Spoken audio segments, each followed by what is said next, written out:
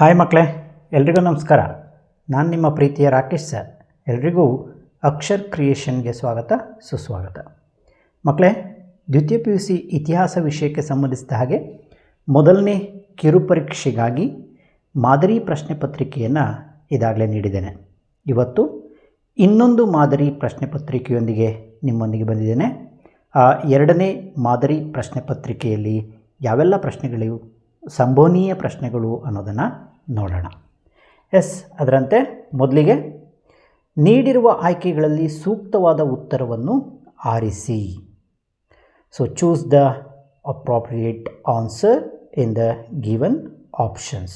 So ಅದರಲ್ಲಿ question ಹೇಗಿದೆ, ತುಂಬ ಇಂಪಾರ್ಟೆಂಟು. ಈ ಮಾದರಿಯ ಪ್ರಶ್ನೆಗಳು ಈಗ ಹೆಚ್ಚು ರೈಸ್ ಆಗ್ತಾ ಇದೆ ನೋಡಿ ಮಕ್ಕಳೇ. ಸೊ ಹಾಗಾಗಿ ಇಂತಹ ಮಾದರಿ ಪ್ರಶ್ನೆಗಳನ್ನು ತೆಗೆದುಕೊಂಡಿದ್ದೇನೆ. ಇಲ್ಲಿ ಮೊದಲಿಗೆ ಪ್ರತಿಪಾದನೆ ಇದೆ, ಅಸರ್ಷನ್ನು. ಏನಂತೇಳಿ ಅಸರ್ಷನ್ ಇದೆ? The Indus civilization is one of the ancient civilization of the world. Sindhu ನಾಗರಿಕತೆಯು ಪ್ರಪಂಚದ ಪ್ರಾಚೀನ ನಾಗರಿಕತೆಗಳಲ್ಲಿ ಒಂದಾಗಿದೆ. Assertion is correct. ಹೌದು, ಸಿಂಧೂ ನಾಗರಿಕತೆಯು ಕೂಡ ಒಂದು ಪ್ರಾಚೀನ ನಾಗರಿಕತೆಗಳಲ್ಲಿ ಒಂದಾಗಿದೆ. ಅದಕ್ಕೆ ಕಾರಣ ಕೊಟ್ಟಿದ್ದಾರೆ, ರೀಸನ್ ಏನಿದೆ ನೋಡಿ. ಅದು ಈಜಿಪ್ಟ್, ಮೆಸೊಪೊಟೋಮಿಯಾ ಮತ್ತು ಚೀನಾದ ಸಮಕಾಲೀನ ನಾಗರಿಕತೆಯಾಗಿತ್ತು ಅಂತೇಳಿ. It was a contemporary civilization of Egypt, Mesopotamia and China. ನೀವು ಫಸ್ಟ್ ಇಯರ್ಲಿ ಓದಿದ್ರಲ್ವ, ಪ್ರಪಂಚದ ಅತ್ಯಂತ ಪ್ರಾಚೀನ ನಾಗರಿಕತೆಗಳು ಯಾವ್ಯಾವು ಅಂದರೆ ಈಜಿಪ್ಟ್, ಮೆಸೊಪೊಟೋಮಿಯಾ ಮತ್ತು ಚೀನಿ ನಾಗರಿಕತೆಗಳು ಅಲ್ವಾ. ಸೊ ಆ ಕಾಲದ ಸಮಕಾಲೀನ ನಾಗರಿಕತೆ ಈ ಸಿಂಧೂ ಬಯಲಿನ ನಾಗರಿಕತೆಯಾಗಿತ್ತು ಅಂಥೇಳಿ ಕೊಟ್ಟಿದ್ದಾರೆ. ಸೊ ಹಾಗಾಗಿಯೇ ಈ ನಾಗರಿಕತೆಯನ್ನು ಪ್ರಾಚೀನ ನಾಗರಿಕತೆಗಳಲ್ಲಿ ಒಂದು ಅಂಥೇಳಿ ಕರೆಯಲಾಗುತ್ತೆ. ಕಾರಣ ಕರೆಕ್ಟ್ ಇದೆ, ಹೌದಲ್ವಾ. ಅದೇ ಕಾರಣಕ್ಕೋಸ್ಕರನೇ ಪ್ರಪಂಚದ ಪ್ರಾಚೀನ ನಾಗರಿಕತೆಗಳಾದಂತಹ ಮೆಸೊಪೊಟೋಮಿಯಾ, ಚೀನಾ ಹಾಗೆ ಈಜಿಪ್ಟ್ ನಾಗರಿಕತೆಯ ಸಮಕಾಲೀನ ನಾಗರಿಕತೆ ಸಿಂಧೂ ಬಯಲಿನ ನಾಗರಿಕತೆಯೂ ಕೂಡ ಆಗಿರೋದ್ರಿಂದಾಗಿಯೇ it's also consider as one of the ancient civilization of the world, ಹೌದಲ್ವಾ. This is the Indus valley civilization is one of the contemporary civilization of Egypt, Mesopotamia and Chinese civilization. So because of that reason only this civilization is called as one of the ancient civilization of the world.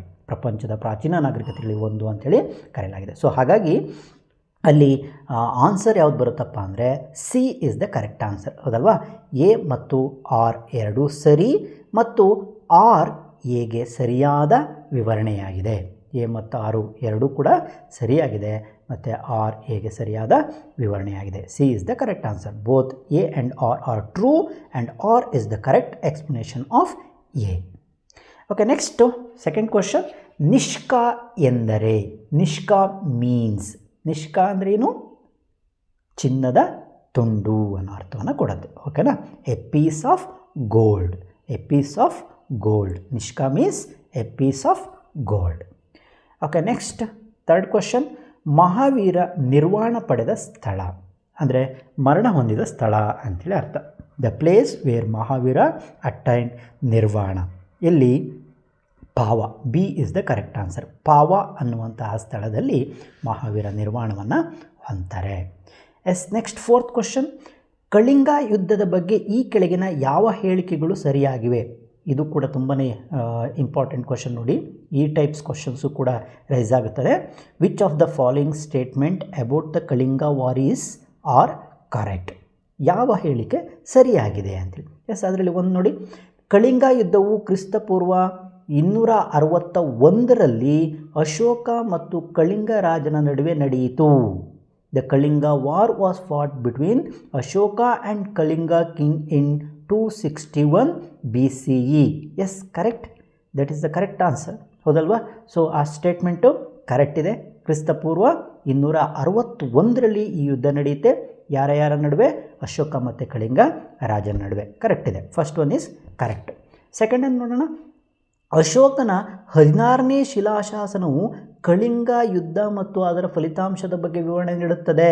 ಅಶೋಕಾಸ್ 16th rock edict gives details about the Kalinga war and its result.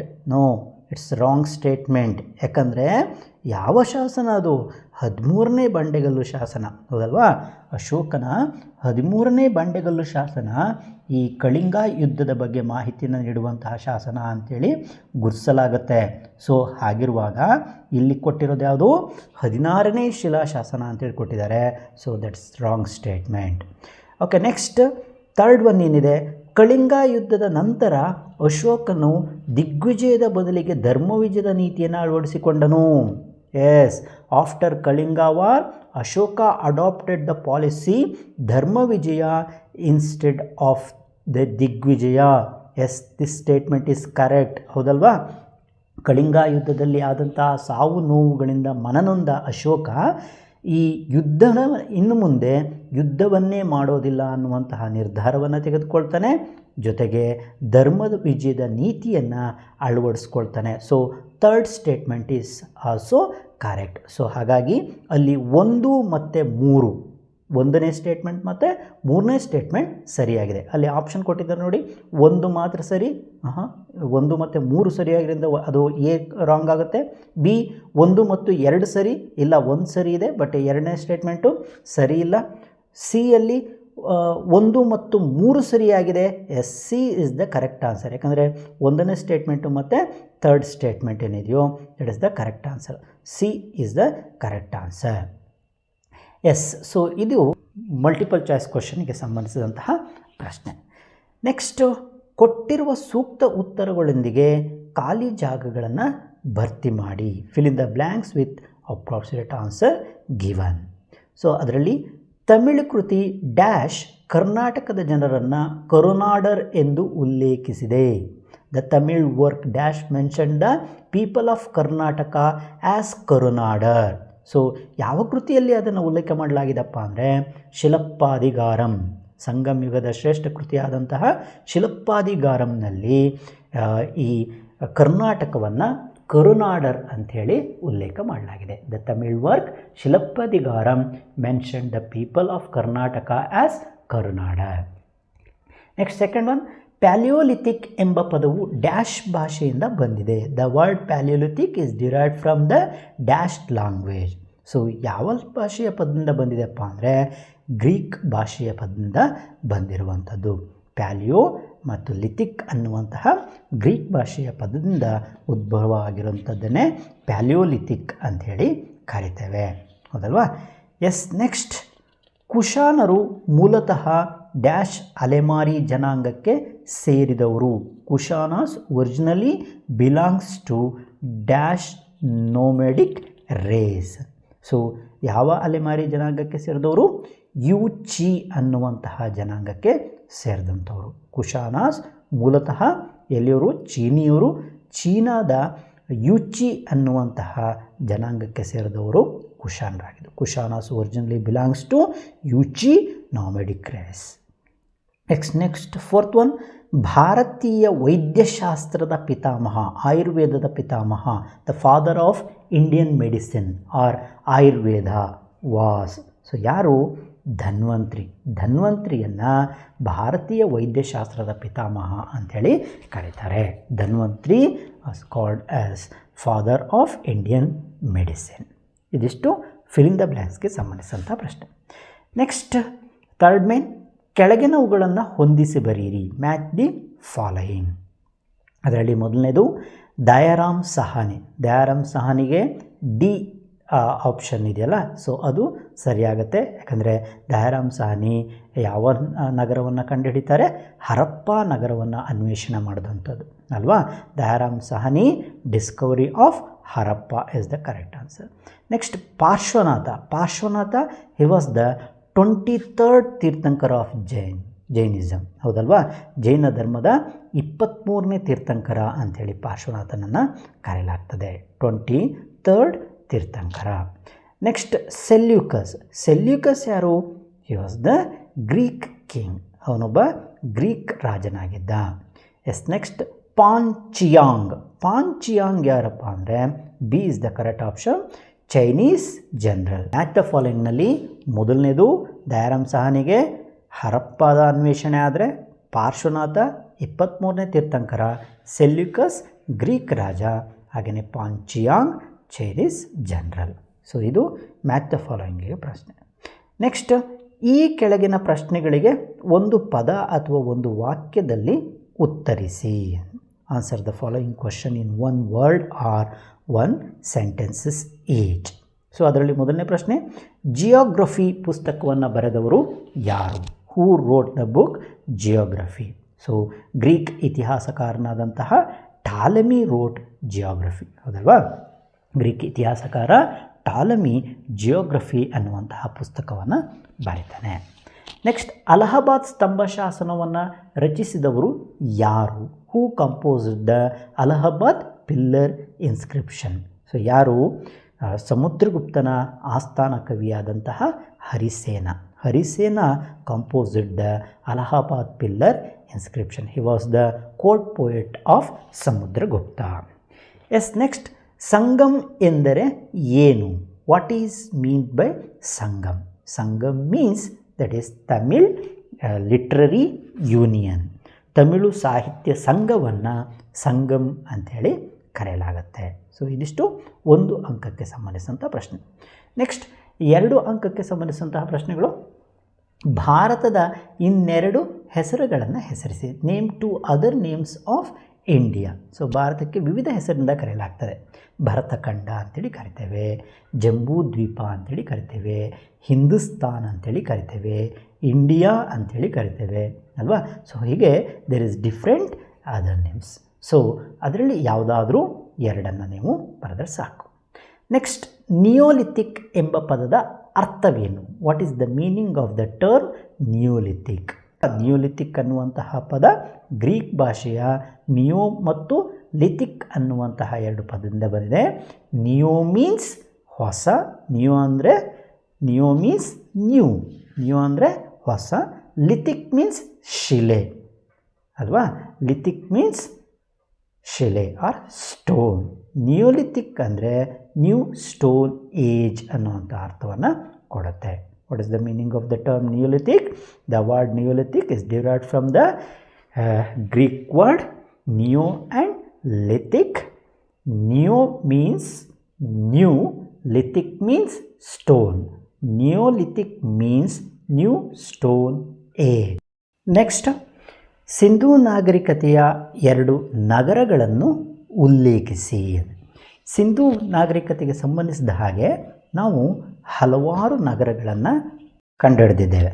So ಅದರಲ್ಲಿ Rupala, Lothal, Kalibangan, ಧೋಲ್ವಿರಾ, ಚಾನುದಾರೋ, ಅಲಂಗೀರ್ಪುರ್, so ಹೀಗೆ 10 ಹಲವು ನಗರಗಳು, ಹರಪ್ಪ, ಮೆಹಂಜದರೋ ಅಲ್ವಾ? So ಹೀಗೆ 10 ಹಲವು ನಗರಗಳನ್ನು ನಾವು ಇವತ್ತು ಕಂಡಿಡಿದ್ದೇವೆ ಸಿಂಧೂ ನಾಗರಿಕತೆಗೆ ಸಂಬಂಧಿಸಿದ ಹಾಗೆ. ಸೊ ಅದರಲ್ಲಿ ಯಾವುದಾದ್ರೂ 2 ನಗರಗಳ ಹೆಸರನ್ನು ನಿಮಗೆ ಇಲ್ಲಿ ತುಂಬಾ ಈಸಿ ಯಾವುದಪ್ಪ ಅಂದರೆ ಹರಪ್ಪ ಆ್ಯಂಡ್ ಮೆಹಂಜದರೋ ಅಲ್ವಾ? Harappa and Mohenjodaro are 2 important cities of Indus civilization. Sindhu ನಾಗರಿಕತೆಗೆ ಸಂಬಂಧಿಸಿದ ಹಾಗೆ 2 ಪ್ರಮುಖ ನೆಲೆಗಳು ಅಥವಾ ನಗರಗಳು ಅಂತೇಳಿ ಅವುಗಳನ್ನು ಉಲ್ಲೇಖಿಸ್ಬೋದು. ಸೊ ಅವನ್ನೇ ಬರೆದರೂ ಕೂಡ ಸಾಕು. ನೆಕ್ಸ್ಟ್, ವೇದ ಕಾಲದ ಯಾರಾದರೂ 2 ಮಹಿಳಾ ವಿದ್ವಾಂಸರನ್ನು ಹೆಸರಿಸಿ. Name any 2 women scholars of Vedic period. So ವೇದ ಕಾಲದಲ್ಲಿ ಹಲವಾರು ಮಹಿಳೆಯರು ವಿದ್ವಾಂಸರಾಗಿದ್ದರು. ಸೊ ಅದರಲ್ಲಿ Gargi, Maitreyi, Lopamudra, Apala were very famous. So ಅವರಲ್ಲಿ ಈ 4 ಜನ ತುಂಬಾ ಶ್ರೇಷ್ಠರು. ಸೊ ಅದರಲ್ಲಿ ಯಾವುದಾದ್ರೂ 2 ನೀವು ಬರೆದರೆ ಸಾಕು. ಗಾರ್ಗಿ, ಮೈತ್ರೇಯಿ, ಅಪಾಲ, ಲೋಪಮುದ್ರ ಈ 4 ಹೆಸರಿನಲ್ಲಿ ಯಾರಾದರೂ 2 ಹೆಸರನ್ನು ಬರೆದರೆ ಸಾಕು. ನೆಕ್ಸ್ಟ್, ಶಾತವಾಹನರ ಯಾವುದಾದ್ರೂ 2 ವಾಸ್ತುಶಿಲ್ಪ ಕೇಂದ್ರಗಳನ್ನು ಹೆಸರಿಸಿ. ಸೊ ಶಾತವಾಹನರಿಗೆ ಸಂಬಂಧಿಸಿದ ಹಾಗೆ ನಿಮಗೆ ವಾಸ್ತುಶಿಲ್ಪದ ಕೇಂದ್ರಗಳನ್ನು ನಾವು ಗುರುತಿಸೋದಾದರೆ, ಶಾತವಾಹನರು ಈ ಮೌರ್ಯರ ಸಾಮಂತ ದೊರೆಗಳಾಗಿ ಆಡಳಿತವನ್ನು ನಡೆಸಿದಂಥವ್ರು. ಸೊ ಅವರು ಕಲೆ ಮತ್ತು ವಾಸ್ತುಶಿಲ್ಪಕ್ಕೆ ತಮ್ಮದೇ ಆದಂತಹ ಕೊಡುಗೆಯನ್ನು ಕೊಟ್ಟಿದ್ದಾರೆ. ಅವರು ಕಾರ್ಲೆ, ಕನ್ಹೇರಿ, ನಾಸಿಕ್ ಸೊ ಇವುಗಳನ್ನು ತಮ್ಮ ವಾಸ್ತುಶಿಲ್ಪದ ಕೇಂದ್ರವನ್ನಾಗಿ ಮಾಡಿಕೊಂಡಿದ್ರು. ಸೊ ಅದರಲ್ಲಿ ಯಾವುದಾದ್ರೂ 2 ಸ್ಥಳಗಳನ್ನು ನೀವು ಬರೆದರೆ ಸಾಕು. ನಾಗಾರ್ಜುನಕೊಂಡ, ಕಾರ್ಲೆ, ನಾಸಿಕ್, ಕನ್ಹೇರಿ ಸೊ ಇವು ಪ್ರಮುಖ ವಾಸ್ತುಶಿಲ್ಪದ ಕೇಂದ್ರಗಳಾಗಿದ್ದವು. ಅದರಲ್ಲಿ ಕಾರ್ಲೆ, ಕನ್ಹೇರಿ, ನಾಸಿಕ್ ತುಂಬ ಈಸಿ ಅಂಥದ್ದು. ಸೊ ಅವುಗಳಲ್ಲಿ ಯಾವುದಾದ್ರು 2 ಬರೆದ್ರೆ ಸಾಕು. ಸೊ ಇದಿಷ್ಟು 2 ಅಂಕಕ್ಕೆ ಸಂಬಂಧಿಸಿದಂತಹ ಪ್ರಶ್ನೆಗಳು. ಅದರಲ್ಲಿ ಯಾವುದಾದ್ರೂ 3ಕ್ಕೆ ನೀವು ಆನ್ಸರನ್ನು ಮಾಡಬೇಕಾಗ್ತದೆ. ನೆಕ್ಸ್ಟ್ 15-20 ವಾಕ್ಯಗಳಲ್ಲಿ ಉತ್ತರಿಸಿ 5 ಅಂಕದ ಪ್ರಶ್ನೆ. ಅದರಲ್ಲಿ ಮೊದಲನೇದು, ವಿವಿಧತೆಯಲ್ಲಿ ಏಕತೆ ಭಾರತೀಯ ಇತಿಹಾಸದ ವಿಶಿಷ್ಟ ಲಕ್ಷಣವಾಗಿದೆ, ವಿವರಿಸಿ. Unity in diversity is the unique feature of Indian history, explain. So it's very important question, ಓಕೆನಾ. ಸೊ ವಿವಿಧತೆಯಲ್ಲಿ ಏಕತೆ ಅನ್ನುವಂಥದ್ದೇ ಭಾರತದ ಇತಿಹಾಸದ ವಿಶಿಷ್ಟ ಲಕ್ಷಣ ಅಂತೇಳಿ ಗುರುತಿಸಲಾಗ್ತದೆ. ಸೊ ಅದನ್ನು ನೀವು ಓದ್ಕೊಳ್ಬೇಕು. ನೆಕ್ಸ್ಟ್, ಗಾಂಧಾರ ಕಲಾಶೈಲಿಯ ಮುಖ್ಯ ಗುಣಲಕ್ಷಣಗಳನ್ನು ವಿವರಿಸಿ. Describe chief characteristics of Gandhara school of art. So Gandhara ಕಲಾಶೈಲಿ ಅದು ವಿಶೇಷವಾದಂತಹ ಕಲಾಶೈಲಿ. ಗ್ರೀಕರ ಸಂಪರ್ಕದೊಂದಿಗೆ ಭಾರತದಲ್ಲಿ ಒಂದು ಹೊಸ ಶೈಲಿ ಒಂದು ಉದ್ಭವ ಆಗುತ್ತೆ. ಸೊ ಅದೇ ಗಾಂಧಾರ ಕಲಾಶೈಲಿ ಅಂತೇಳಿ ಕರಿತೇವೆ. ಸೊ ಅದರ ಲಕ್ಷಣಗಳನ್ನು ನೀವು ನೋಡ್ಕೊಳ್ಬೇಕು. ನೆಕ್ಸ್ಟ್, ಚೋಳರ ಗ್ರಾಮ ಆಡಳಿತವನ್ನು ವಿವರಿಸಿ. Describe the village administration of the Cholas. So ಚೋಳರ ಗ್ರಾಮ ಆಡಳಿತ ವ್ಯವಸ್ಥೆ ತುಂಬಾ ಇಂಪಾರ್ಟೆಂಟ್ ಪ್ರಶ್ನೆ. ಸೊ ಇದನ್ನು ಕೂಡ ನೀವು ನೋಡ್ಕೊಳ್ಬೇಕು. ನೆಕ್ಸ್ಟ್ 10 ಅಂಕಕ್ಕೆ ಸಂಬಂಧಿಸಿದಂತಹ ಪ್ರಶ್ನೆ, ಸಿಂಧೂ ಕಣಿವೆ ನಾಗರಿಕತೆಯ ಲಕ್ಷಣಗಳನ್ನು ವಿವರಿಸಿ. Explain the feature of Indus valley civilisation. So very important ಇದು. ಸಿಂಧೂ ಕಣಿವೆ ನಾಗರಿಕತೆಗೆ ಸಂಬಂಧಿಸಿದಂತಹ ಲಕ್ಷಣಗಳು ಯಾವ್ಯಾವು ಅನ್ನೋದನ್ನು ನಾವು ನೋಡ್ಕೊಳ್ಳಿ. ನೆಕ್ಸ್ಟ್, ಬುದ್ಧನ ಜೀವನ ಮತ್ತು ಬೋಧನೆಗಳನ್ನು ಚಿತ್ರಿಸಿ. ನೋಡಿ, ತುಂಬಾ ಇಂಪಾರ್ಟೆಂಟು. ನಿಮಗೆ ಆ್ಯನ್ಯುವಲ್ ಎಕ್ಸಾಮಿಗೂ ಕೂಡ ಈ ಕ್ವಶನ್ ಹೆಚ್ಚು ರೈಸ್ ಆಗ್ತಾ ಇರ್ತದೆ. Sketch the life and teaching of Buddha ಅನ್ನೋದು. ಸೊ ಅದನ್ನು ಕೂಡ ನೋಡ್ಕೊಳ್ಬೇಕು. ನೆಕ್ಸ್ಟ್, ಸಮುದ್ರಗುಪ್ತನ ಸಾಧನೆಗಳನ್ನು ವಿವರಿಸಿ. Explain the achievement of Samudragupta.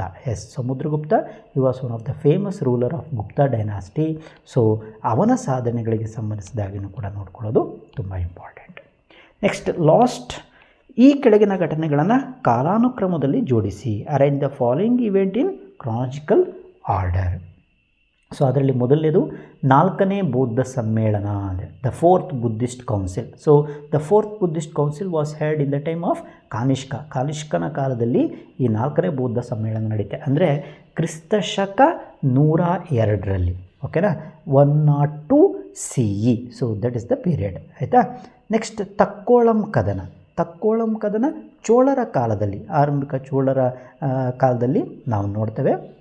So in 949 CE, ಕ್ರಿಸ್ತಶಕ 949ರಲ್ಲಿ ಈ ತಕ್ಕೋಳಂ ಕದನ ನಡೆಯುತ್ತೆ. ಚೋಳರು ಮತ್ತು ರಾಷ್ಟ್ರಕೂಟರುಗಳ ನಡುವೆ ನಡೆಯುವಂಥದ್ದು. ನೆಕ್ಸ್ಟ್, ಫಾಹಿಯಾನ್ ಅವರ ಭಾರತದ ಭೇಟಿ. ಫಾಹಿಯಾನ್ ನಮಗೆಲ್ಲ ಗೊತ್ತಿದ್ದ ಹಾಗೆಯೇ ಚೀನಿ ಯಾತ್ರಿಕ. ಅವನು 2ನೇ ಚಂದ್ರಗುಪ್ತನ ಕಾಲದಲ್ಲಿ ಭಾರತಕ್ಕೆ ಭೇಟಿ ನೀಡ್ತಾನೆ. ಗುಪ್ತರ ಕಾಲದಲ್ಲಿ, 2ನೇ ಚಂದ್ರಗುಪ್ತನ ಕಾಲದಲ್ಲಿ ಭಾರತಕ್ಕೆ ಭೇಟಿ ನೀಡ್ತಾನೆ.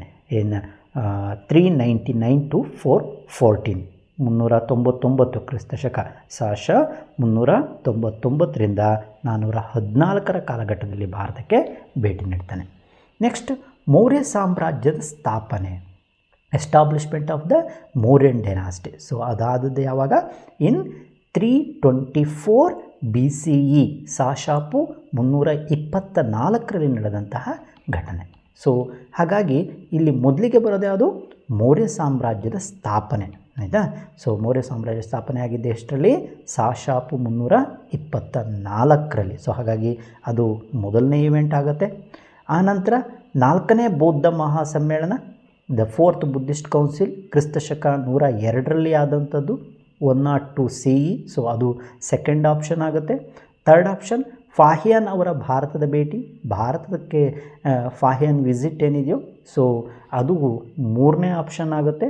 ಹಾಗೆಯೇ ತಕ್ಕೋಳಂ ಕದಮ, ಬ್ಯಾಟಲ್ ಆಫ್ ತಕ್ಕೋಳಂ, ಇದು 4th. ಸೊ ಹೀಗೆ ಕಾಲಾನುಕ್ರಮಣಿಕೆಯಲ್ಲಿ ನಾವು ಜೋಡಿಸ್ಬೇಕು. ಸೊ ಇದು ತುಂಬಾ ಇಂಪಾರ್ಟೆಂಟ್. ಎಸ್, ಸೊ ಇದಿಷ್ಟು 2ನೇ ಮಾದರಿ ಪ್ರಶ್ನೆ ಪತ್ರಿಕೆಗೆ ಸಂಬಂಧಿಸಿದಂತಹ ಪ್ರಶ್ನೆಗಳು. ಯಾವುದು ತುಂಬಾ ಇಂಪಾರ್ಟೆಂಟು, ಸೊ ಅವುಗಳನ್ನು ಇಟ್ಕೊಂಡು ನಿಮಗೆ ಇಲ್ಲಿ ನೀಡಿದ್ದೇನೆ. ಇದನ್ನು ಓದ್ಕೊಳ್ಳಿ, ನಿಮಗೆಲ್ಲರಿಗೂ ಕೂಡ ಅನುಕೂಲ ಆಗುತ್ತೆ ಅಂತ ಹೇಳ್ತಾ, ಸೊ ನಿಮಗಿದು ಇಷ್ಟ ಆಗಿದ್ದರೆ ಬೇರೆಯವರಿಗೂ ಕೂಡ ಶೇರ್ ಮಾಡಿ ಅಂಥೇಳಿ ಕೇಳ್ಕೊಳ್ತಾ, ಮುಂದಿನ ವಿಡಿಯೋದಲ್ಲಿ ಮತ್ತೊಮ್ಮೆ ನಿಮ್ಮನ್ನು ಭೇಟಿಯಾಗ್ತಾನೆ. ಅಲ್ಲಿಯವರೆಗೆ ಎಲ್ಲರಿಗೂ ಕೂಡ ನಮಸ್ಕಾರ.